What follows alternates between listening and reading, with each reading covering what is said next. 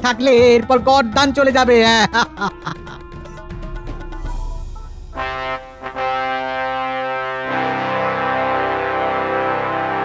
সবার উদ্দেশ্যে সবার শুরুতেই জানিয়ে রাখি, আজ মহারাজ একটি বিশেষ ঘোষণা করবেন, কিন্তু সেই ঘোষণা হবে আমাদের আজকের সবার শেষে।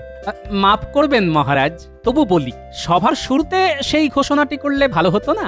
না, কারণ সবুরে মেওয়া ফলে গোপাল, আর সবকিছু শুরুতেই বলতে নেই। মহারাজ, আপনার কথা শুনবার জন্য গোপাল মুখিয়ে থাকে। আসলে ও সবার আগে শুনতে চায় আর তারপর উল্টো পাল্টা বলতে থাকে। মন্ত্রী, তুমি এখন কাজের কথা বলো তো।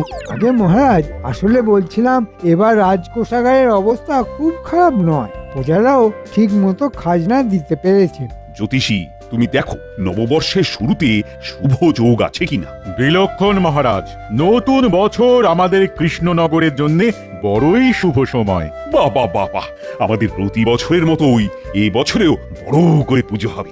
রাজ্যের সমস্ত প্রজারা পেট ভরে খাবে আমাদের রাজবাড়ির অঙ্গনে। সাধু, সাধু। এটাই কি তাহলে মহারাজের ঘোষণা? তোমার দেখছি আর তর্স হইছে না গোপাল, তোমার কিসে এত তাড়া? হ্যাঁ, গোপালের মনে হয় প্রকৃতির ডাক এসেছে। আগে না পণ্ডিত, প্রতিদিনই তো গিন্নির মুখ দেখছো, তাতেও তোমার বাড়ি যাবার এত তাড়া কিসের? কিছু মনে করো না পণ্ডিত, প্রতিদিন রাজসভায় তো আমি তোমার মুখও দেখি।